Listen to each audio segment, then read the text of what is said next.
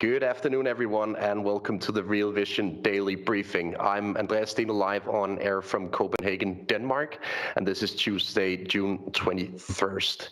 Finally, guys, we are on air with a bit of good news, with stocks up on the day after a terrible week just last week. And with me to discuss the price action today, I have Tony Greer, the founder of TG Macro and the editor of The Morning Navigator. Tony, my friend, how are you today?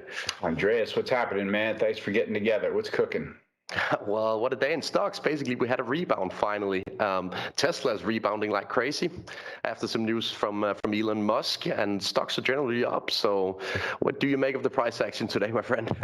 Yeah, it feels like we're finally exiting that tick index Godzilla season where we saw 9 out of 10 days where the Dow Jones Industrial Average registered massive downside extremes, and the tick index, which is the sort of uptick minus downtick index on the NYSE, those large magnitude prints on the downside indicate that everybody is hitting bids simultaneously. There's indiscriminate selling going on. And that's what we saw for 9 out of 10 days that, rearranged the S&P, from 4,200 down to 3,600.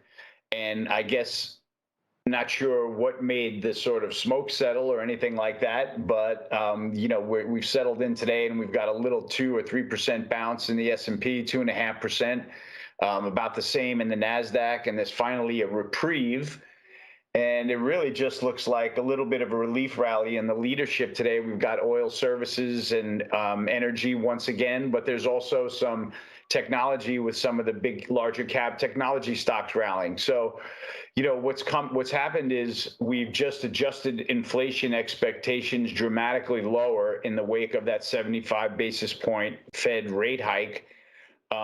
We still got the curve warning recession with 2s, 10s converging around 3.2%, around flat, obviously going inverted, and everybody in the markets is going to start talking about a recession. But we're into some of those big technical support zones for those break evens, and I think that I think they'll hold, because you can't put away the money supply growth of 25% in 2020 and 12% last year. And you can't put away $9 trillion of Fed balance sheet that simply, right? Like, that's what I think is probably causing a lot of the inflation that we're seeing. So I don't think that genie is going to go back in the bottle very simply or very quickly. But obviously, the Fed is going to have some kind of an effect on markets when they come out with a larger than expected rate hike. So I think we're just grappling, and this is what you have to navigate, which looks like a little bit of an extended bear market for stocks. I think it's all basically due to that story that I've been, trying to get traders to buy into, is that we're in a great rotation where everybody is going to have to pile out of technology and into natural resources as commodity strength really stays with us based on fundamentals, and interest rates rise due to commodity inflation. So that's kind of still fits in with my picture. We just saw a little bit of a pullback with all the damage on the screen, that kind of shook up everything. But I think that will, sooner rather than later, now that sentiment is ticked into the fear level, the CNN Fear and Greed Index has been in the teens for the last several days, indicating massive fear, which is what I would expect after that kind of a Godzilla-like sell-off. So, Andreas, we're just rolling with the punches here. We're rolling with a lot of volatility. The VIX is still, mysteriously 30 bid today, even as stocks recover. So it's saying that we're not out of the woods yet. And I guess it's probably going to take a while for the markets to digest what just happened to them. And I think we'll probably at some point be let out of this dip by a resurgence in commodities, because their underlying strength seems to be fairly strong, despite the Federal Reserve and everyone in the media is starting to bark about a pending recession. That's my take. So let's assume for a second that this is a bounce within a bear market, right? What would you look for as triggers to sell again? Great question. So what I would look for is leadership in retracements by the sectors that are performing worst on the year, right? Like software and internet stocks and social media, and even FANG stocks. I would look for all of them to show leadership in the S&P and probably outperform a lot of the other sectors for a little while as it sort of drives the NASDAQ into moving average resistance levels that it's just pulled so far away from that we're probably in very oversold territory. And so I think when we see that kind of leadership into resistance, Andreas, that's where I really want to, turn my book around and put some shorts out in the technology space and hopefully hold on to my natural resources longs through that. Yeah, it's been a bit of a quiet day if we look at the economic calendar. So let's discuss the commodity markets in depth instead, because, I mean, everybody's watching the oil price currently. Even Jay Powell is probably watching it on a day-by-day basis. I know you follow these markets very, very thoroughly, Tony. If we look at the oil price action since last week when you were on this show on Tuesday, we had a bit of a dip in the oil price, but it bounced a bit back today. What do you make of the price action lately in the oil price? It fits right in with the de-risking that we've seen, Andreas. It seems like, it was a steep and a late pullback because it's kind of like, the bears got to the commodity sector last because the commodity sector was putting up such a good fight for such a long time while the bears were having their way with the stock market. And so I think eventually we'll look back at this, little episode here where crude oil pulls back into moving average support around 110 as just a dip to the 50-day moving average, within a secular uptrend. And it may break this level. It may trade a bit lower from here. I don't really know, but I do know that what was a standout feature was that the calendar spreads remain firm in crude oil. The crack spread, which has been in a 50 bid at $60 range for the last several weeks, remained in that range during the entire repricing of crude oil from 124 to 110. And so that's a tell to me that, that is the underlying strength in the market, and that is likely what is going to catch fire again and lead the markets out of this dip. And get the market to embrace a little bit of risk again. And eventually we'll have one of those, large magnitude retracement days where you look around and the coast is clear and there's no fun blowing their brains out all over the tape.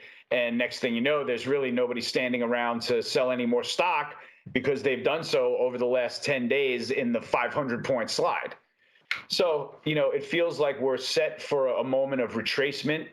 I don't know how far it's going to go. Today wasn't a bad start, but it is the type of slow start that I would expect personally after such a vicious move lower. I wouldn't expect markets to just pick up and go again. I would imagine that there's residual selling all over the place, and buyers are being as careful and as probably short-sighted right now as they can be, just trying to keep initial purchases together and seeing if things hold.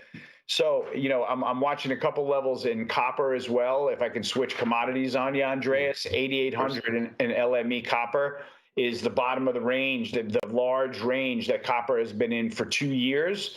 We had a lot of false breakouts above 10K on the upside, back in March and April when the commodity complex was firing. And now that we've adjusted inflation expectations lower and adjusted economic expectations lower, copper's fallen to the bottom of the range at 8,800.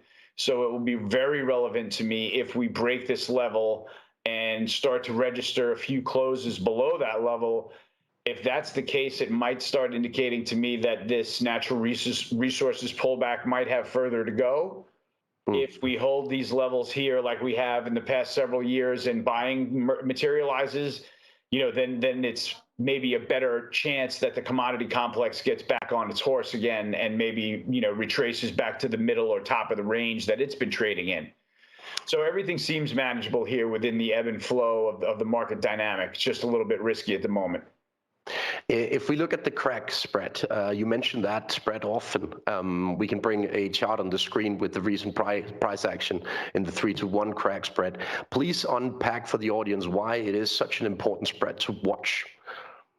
Yeah, that's a great question, Andreas. And what it is really, the oil market's barometer for gasoline demand, in an indirect way. what it really is the margin that refiners can earn when they buy 3 barrels of oil and crack them out into 2 barrels of gasoline and 1 barrel of diesel fuel. So with that spread, when Trump was in office, that was a measly $6 or $7 spread for the refiners. What's happened, that is blown out to around 50 or 60, between 50 and $60 right now. The reason being is gasoline demand has remained firm and WTI supplies have been thin and dear. So that's why the curve is backwardated. What happens in that scenario is refiners can buy crude oil at almost any price on the board, as you can see, and sell it out for massive profits. Not massive profits, but the market will bear those profits because the spread is so wide and gasoline and jet fuel are still in high demand. So, we're still seeing, despite these calls for an economic slowdown, the media has gone berserk with it. They love talking about a recession. They love talking about things like that. And to me, it doesn't seem like we've really priced in that much weakness in the commodity markets just yet. The demand seems to be there. People following the markets have got steady demand numbers, coming on the next several quarters. The IEA just said demand through 2023 is going to exceed this year's. So we're talking about record gasoline demand in a period where, we're kind of turning the tables and changing the way we're going to be acquiring our energy. And so that's kind of made for a lot of ripples and a lot of tightness in various different places of the energy markets, if that's fair to say. Yeah, definitely. I'm personally a very avid watcher of the Federal Reserve, and I've noted lately that Jay Powell has started talking about the price at the pump basically as the best gauge of inflation. Both Jay Powell and Joe Biden, they both want the price to come down now. But what will it take for them to succeed? A U-turn in policy, if you ask me, right? I'm pretty sure that that's the only thing. As a trader, I've been able to, not leave my feet, meaning not get faked out on any moves lower in the crude oil markets, because no matter what, the administration continues to step on the gas toward net zero, right? And when the ideas squeak out or leak out on how they're going to deal with the crisis of gasoline going to $5 and then soon $7, they're going to, come out with stimulus checks. They're going to come out with, inflation aid checks. They're going to come out with a tax-free gasoline day. They're going to do everything but reverse the policy that got us here. So no matter what, if we at any point get back to, driving gasoline demand, really robust gasoline demand, you could see prices go to $9 and $10 at the pump. And I'm pretty sure the administration won't take any blame or credit for that at all. And they'll still continue to cancel leases on federal lands, and they'll still continue to, make it financially unviable to invest in new exploration. So, as long as that's their case and their axe to grind, it makes it very easy for traders to stay in the energy bull market. It really does. Yeah, I have to agree on that assessment. If we look at the current oil production, it's still clearly below pre-pandemic levels in the U.S. And obviously, it's one of the charts I'm watching right now, whether they can actually bring up the oil production to pre-pandemic levels at all. They're currently also releasing strategic reserves, right, from based on a decision taken in the White House. Is it at all a politically feasible scenario to bring oil production back to pre-pandemic levels or even higher? I don't think so. We're still, where are we right now? We are at roughly 12 million barrels a day. So that's still 1 million barrels per day shy of, the production level that we got to at the end of Trump's term, right? And so there's still that's a lot of production, by the way, 1 million barrels a day. Unless we're going to get back to that level, we're not going to put a dent in gasoline or prices at the pump at all. And I don't think that we can get back to that level without a reversal of some of the policy, right? And there's now talk about, they're managing the political optics by saying, oh, okay, we've got a trip out to Saudi Arabia And it looks very much like Mohammed bin Salman said, I'll pass on the trip when Biden said he was going last time, because the next headline that came out was they raised prices to their Asian clients to a new record. Right. And so I feel like he was kind of sticking it right in the president's eye there, saying, not only am I not taking a meeting with you to provide more oil, I'm actually raising prices. That's the reality of what's going on right now.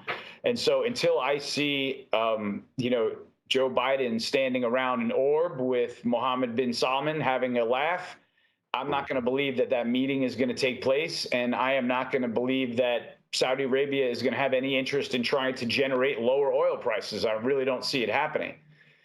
So we still got that plus the Russia-Ukraine situation to deal with. That seems like it's going to be with us through Biden's entire term. And, as we can see with the situation in Europe, they're coming to, out of desperation, the need to find a solution to getting gas from Vladimir Putin, right? So they started off getting 40% of their total gas from Russia. As it turns out, after a couple of fields and a few natural gas fires, only 60% of that gas is coming over. So the shortfall is now getting mathematically desperate. And I think there was a German energy minister or something that finally admitted if we were in winter months right now, this would be a major crisis. And he's talking about in terms of generating baseload power.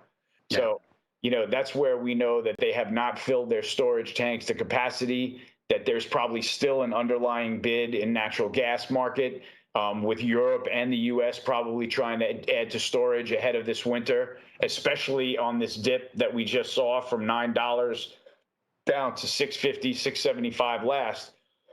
So with energy into support, I think that that's going to be the leading risk.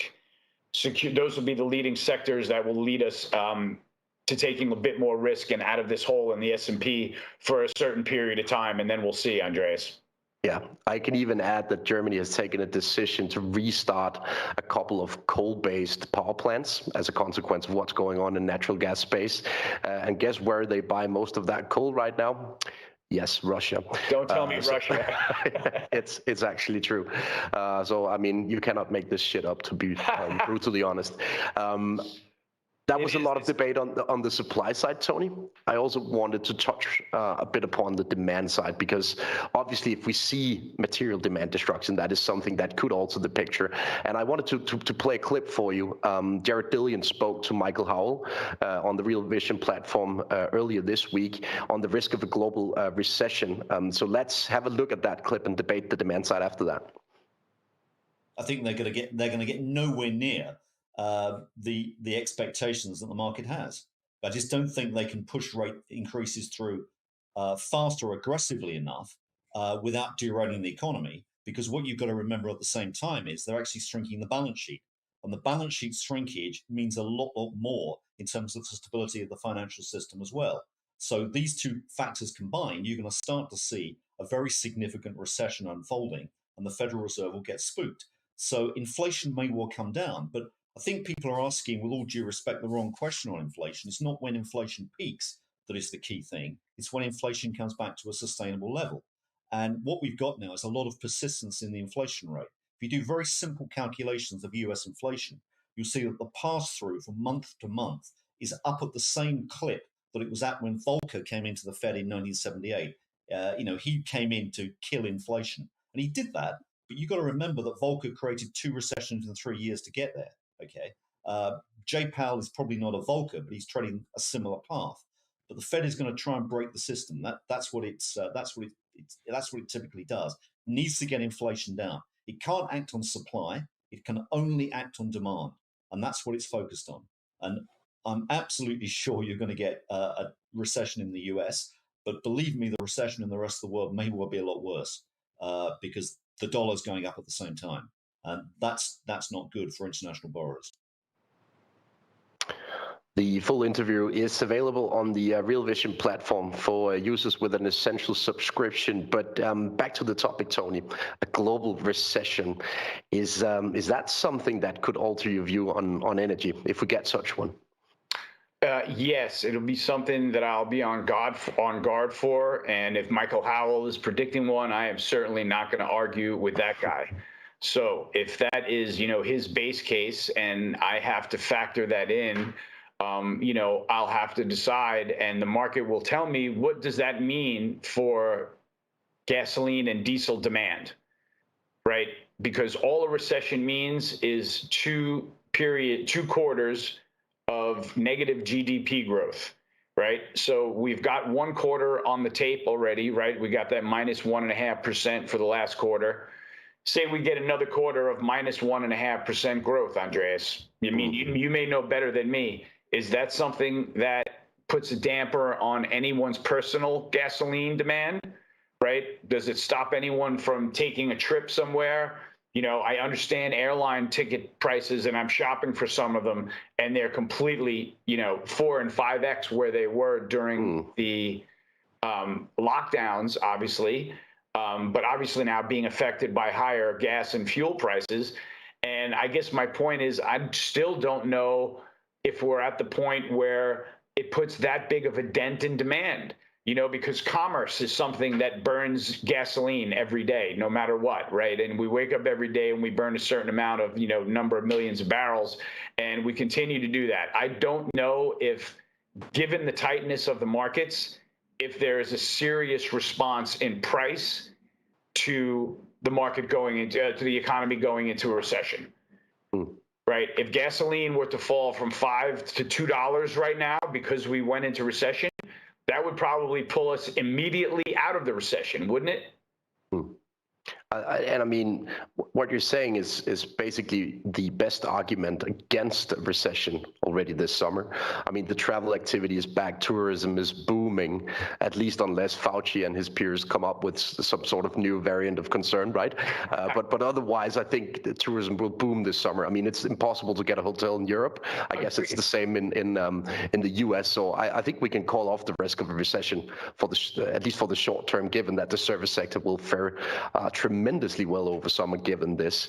But I want to that's such a great point, because that to me is case in point when the bond market starts, the pundits start getting excited because the bond market starts calling for a recession when the spreads collapse, right? And they go, potentially they tick inverted, et cetera, and all the pundits on TV say, oh, recession is coming.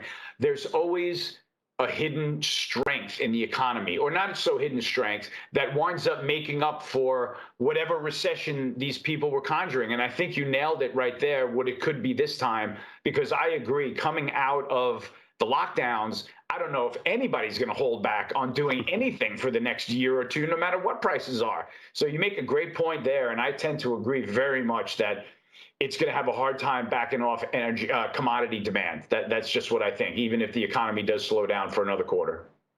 Talking about demand, Tony, there is a big demand among our listeners for an update on your refiners trade. You talked about that trade a couple of weeks ago on this exact show. Can you please give us an update on the price action in that particular sector? Which one are we talking about? The refiners trade. So yeah. So look, Andreas, this is exactly what I wrote my note about this morning. I think you're getting an opportunity in energy stocks now, broadly speaking, because they are finally on sale and have pulled into moving average support. At least if you are a portfolio manager and you are looking to get into this space, where I'm sure a lot of portfolio managers are, and you pass up on this chance and miss it, you're an idiot. Right? That's all I want to say. So I think personally that a lot of people are going to start putting some of their chips toward the energy space on this dip, broadly speaking. Then if you go into the refiner trade, the best gauge that I've had, we're kind of beating a dead horse now with the 3-2-1 crack spread. But if you can make the observation that, for example, let me just call up a name that I spoke about this morning, like Delek, which is a large scale, U.S. refiner. Delek Holdings, the ticker is DK. I just find it interesting that last week, the crack spreads, which have been driving the refiners, right? That's their obvious margin and why they've been rallying. Last week with crack spreads at 55.60, Delic was a $35 item. This week, with crack spreads at 55.60, Delic is a $27 item. It looks to me like the equity is on sale versus what's going on in the commodity market. And I could be wrong, but this is, once again, another opportunity where I think the portfolio manager has a chance to put his money on the table and say, okay, if I'm wrong, you're going to have to come and take me out, and you're going to have to collapse crude oil from here. So in as much as I think that that's a low probability outcome, I do think that this is the level where, you know, the people that have not gotten into this market are going to have to start putting their chips up on the table. And I think that that's what eventually consolidates it, and then we can rally out of here for energy. So that's what I'm looking at. Everything into technical support, opportunities in the stocks versus the fundamental situation. And, you know, in the end, I think it's just going to look like a pullback into the moving averages, Andreas. Yeah, you're probably right on that. Tony, we want your view on natural gas prices as well. That's the exact wording of a question from Jim Griffin on the Real Vision side. He asks you about the natural gas price action when Freeport LNG comes back online. What's your view on that? You know, I have to say that if, you know, the price got clobbered 25% when Freeport LNG went offline for 90 days. I'm going to say that if they stick to the 90-day time period and it comes back online, that we do see some kind of a reprieve on the upside, because now all that natural gas will be sold and paid for. So my point is, if we can get that, if we can count on the 90 days being the story, then we can maybe lean on the fact that we're holding this 650 level for the third time this year since prices have made their highs of $9. So we've held 650 in March, we held 650 in April. I would hope that this is the bottom of the range again, somewhere around here. As you can see, it kind of jives with that story that energy might be a buy. You know, the crude oil market might be a buy on this pullback. It's always useful when the natural gas market is in the same condition. So I do think that it holds. It is very much like slaying dragons trying to predict the price of natural gas, though. That is one commodity that I have not been trading directly. I have been trying to just stick to some of the big producers for my alpha, like Southwestern, SWN, or, you know, Range Resources, RRC, or something like that.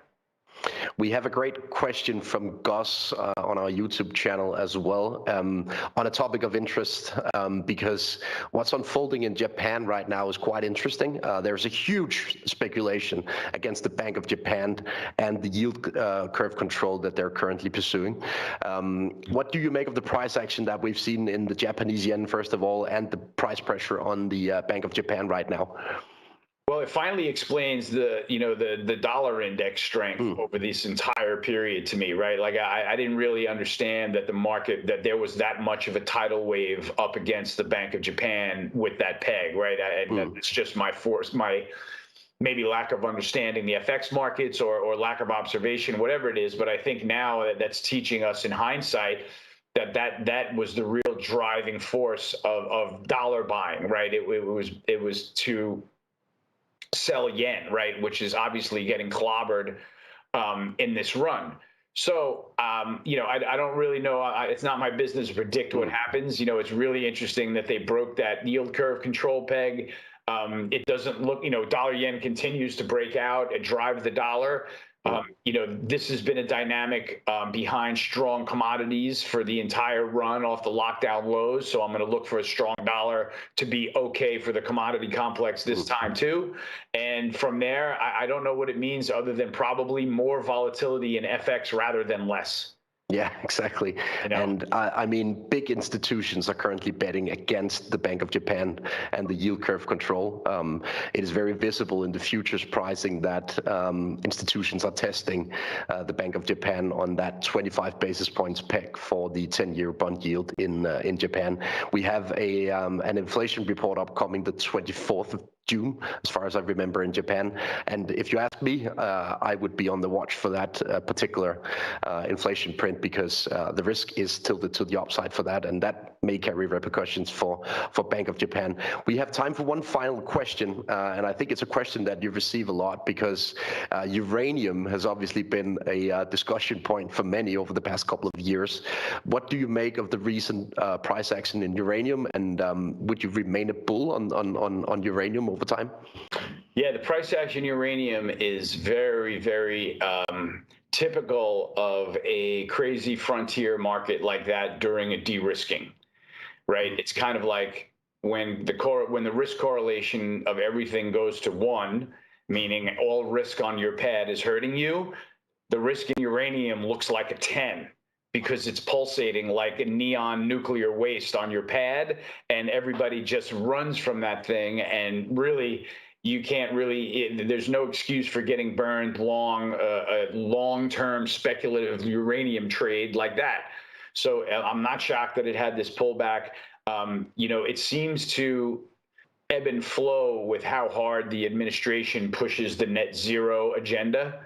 When you see the administration out, making a lot of headlines about net zero and electronic vehicles, that's when it tends to surge. And then we see pullbacks like we're seeing now. So, I've been just trying to navigate the headlines and stay with the trade if I can. URA probably presents another, opportunity to buy with good risk reward down here into technical support. So I think that it probably holds with the ESG trade and the commodity trade sort of staying alive after this de-risking, if that's fair. That's a fair assessment, Tony. Tony, it's been a great pleasure to host you tonight. Thanks for being on the show. Great job for your first time, Andreas. Well done, my man. Thank you so much. And thanks, everybody, for watching the Real Vision Daily Briefing this afternoon. My colleague Maggie Lake will be back tomorrow with Darius Dale as the guest. And I know that Jay Powell will be on stage tomorrow as well. So it should be another big day. Have a great afternoon and evening.